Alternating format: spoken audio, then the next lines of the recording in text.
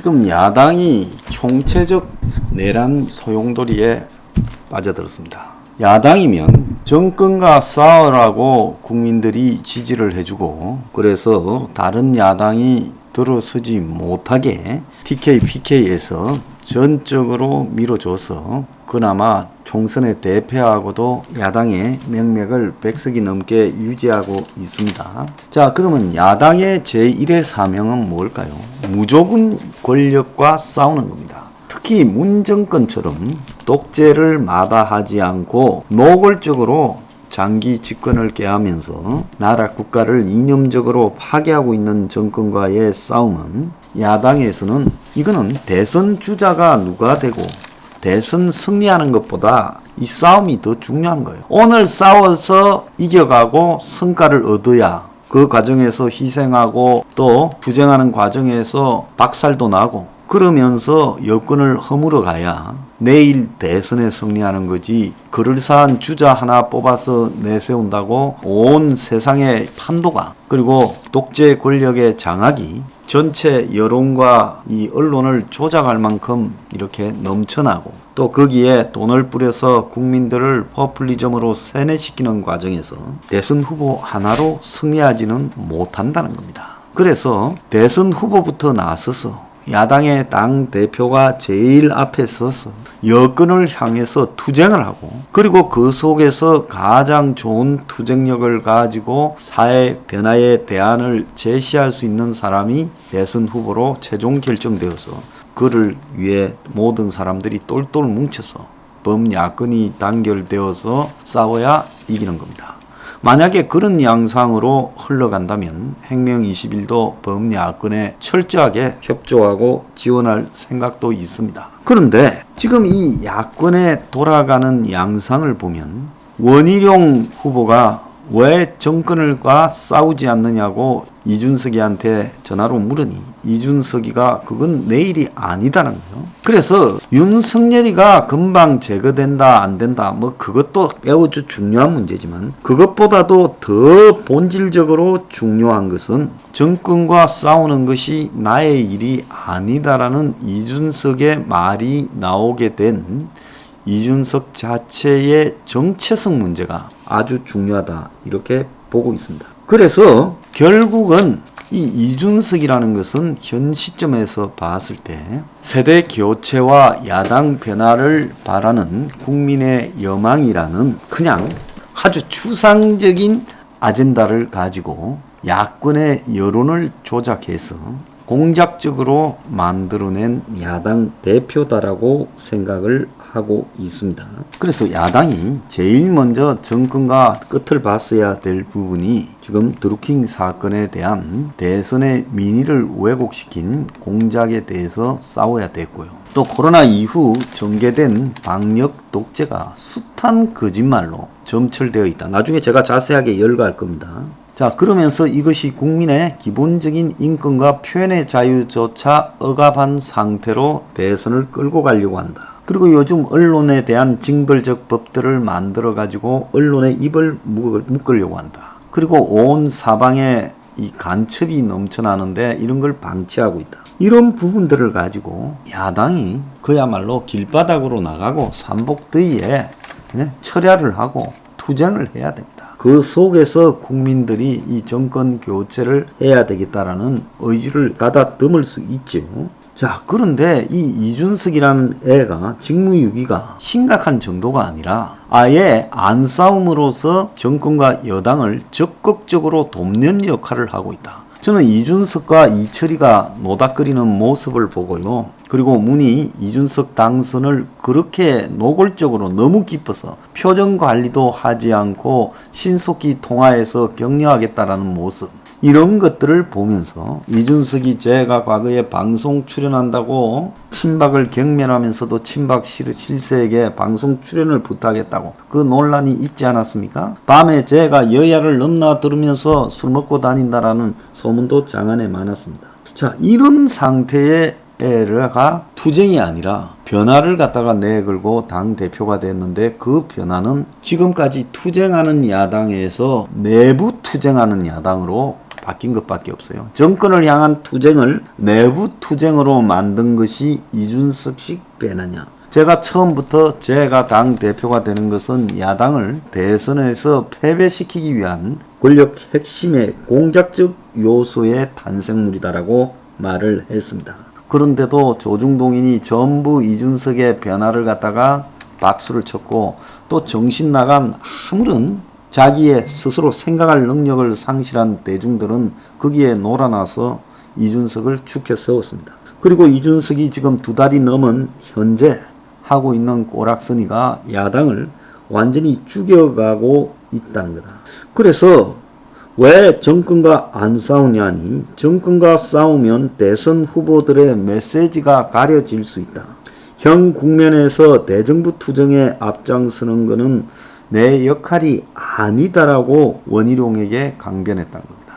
웃기는 이야기죠. 지가 내부 투쟁으로 대선 후보들의 메시지를 가리고 있지 정권과 투쟁에서 가려질 거라고 생각하십니까? 그래서 만약에 입장을 바꾸어서 보수 정권이 드루킹 공작을 해서 당선됐다면 아마 난리가 났어요. 그래. 아마 교회, 성당, 사찰 할 것 없이 다 동원해서 촛불시 하면서 불법으로 당선된 대통령 퇴진하라고 했을 거예요. 아마 정권 퇴진 투쟁으로 연계됐을 거라고 봅니다. 그보다도 훨씬 못한 소규모의 국정원의 그 장난 비슷한 댓글 공작 운운하는 부분을 가지고도 난리를 치지 않았습니까? 그런데 이 야당은 싸우기를 포기했어요. 지금 이대로 가면 내년 3월 대선도 정상적으로 치러질 거라고 저는 생각하지 않습니다. 지금도 이 모든 언론에 대해서 공식적으로 여권이 징벌적 보상법 등 언론 탄압법을 만들어서 누르고 있고, 그래서 오죽하면 IPI 국제언론인협회가 성명을 내서 모호한 기준으로 가혹한 처벌을 하는 한국에서 언론 자유가 위축되고 있다. 언론의 자기 검열이 심해져 비판이 약화되고 보도에 불만을 품은 특정인들이 경제적 파탄을 주겠다고 위협할 우려가 있다면서 한국에서 가짜 뉴스법을 만들어 가지고 한다라는 게 이해가 가지 않는다고 말하고 있습니다. 그래서 대선 앞두고 그야말로 여권의 비리나 실정을 비판하지 못하도록 언론에 입을 묶고, 또 한편으로는 수많은 이 댓글 공작 부대들을 가동해서 지금 물밑에서 야당의 대선 후보들을 죽이고 여권을 띄우는 작업을 할 거라고 보고 있습니다. 특히 방역 독재를 빌미 삼아서 거리에서 아예 저항을 하지 못하도록 만들려고 하고 있습니다.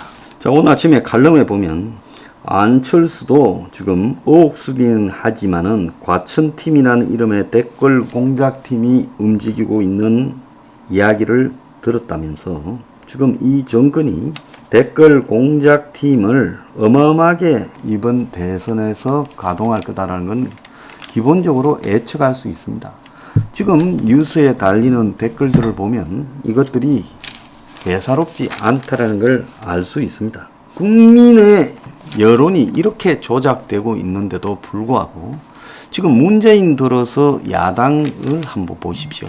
야당의 당 대표를 했던 사람들이 대대로 제대로 투쟁하기를 포기하고 견해 동조를 했거나 더 나아가서 투쟁하는 척 쇼만 하면서 결정적으로 정권의 핵심적인 부분을 몸을 던져서 저항하기를 다 포기한 사람들만, 여야를 심지어 가릴 수 없는 사람도 대표를 했고, 마지막에는 아예 정권과 싸울 의사가 없다라는 어린애가 대표를 하고 대선 시기에 당의 대선 후보를 관리하고 있습니다. 그래서 지금 이 더불어민주당보다 지난해 국고 보조금을 가장 많이 받은 정당이 국민의힘이라는 거예요. 361억이라는 겁니다. 더불어민주당보다 327억보다도 많다는 거예요. 자, 하루에 1억씩 세금을, 국고 보조금을 받으면서 권력과의 투쟁, 권력 감시와 견제는 포기하고 집안 싸움에 여력이 없는 저 야당을 어떻게 해야 됩니까? 자, 정권 교체 외치면서 지방 싸움에 날새는 야당, 이래가지고 조선일보가 오늘 일면 제목을 달았습니다. 그러면서 후보들과 당 대표가 뒤엉켜서 싸움을 하고 자빠졌다. 자, 근데 이 와중에 홍준표 대선 후보라는 자가 젊은 나이 어린 당 대표가 들어오니까 좀 기존에 있는 사람들 중에 상당수가 저항을 하고 얕보고 있다라는 말까지 하고 있습니다. 그래서 이 홍은 라디오에 나와가지고 대표가 2달이 되지 않았는데 흔들어서 되겠나? 그러면 안 된다라고 말하고 있습니다. 자, 홍의 이런 말을 하는 본질은 도대체 무엇 때문일까요? 홍이 왜 이런 말을 할 거라고 보고 계십니까? 홍은 이번에 대선 출마를 선언하면서 희한한 이야기를 했습니다. 4년 중임 개헌을 이야기했습니다. 지금 대선 출마와 개헌 이야기가 전혀 일치되는 상황도 아니에요. 지금 누가 국민들이 개헌에 관심이 있습니까? 근데 굳이 자신이 대선 출마를 이야기하며 개헌을 말을 하는 이유가 어디 있다고 보십니까? 자, 궁극적으로 홍은 4년 중임 개헌이라고 이야기를 했지만은 그 말 속에 모종의 메시지를 보내고 있는 거 아니냐. 자, 그래서 좀 웃긴다고 생각이 들고 있습니다. 지금 저는 매우 단순하게 담백하게 입장을 정리해야 된다. 어떻게 정리해야 되냐. 지금 현재 이 이준석을 옹호하는 자들은 사쿠라에 가깝다. 그리고 이준석과 투쟁하는 자들은 그나마 제정신에 가깝다. 이렇게 단순 명쾌하게 정리를 하고요. 야당은 이준석을 빨리 내쫓지 못하면 아마 본격적으로 경선 국면에 들어가게 되면 그 경선 국면에서 혼란을 가중시키고 완전히 아수라장으로 만드는 것이 이준석의 역할이기 때문에 저는 수습불능의 상태로 빠져들 거라 생각합니다. 자, 지금이라도 야당은 빨리 이준석을 정리하지 못하면 대선은 물 건너 간다. 그걸 야당 지지자들이 각오하길 바라요. 내 말이 맞는지 안 맞는지 한번 보세요.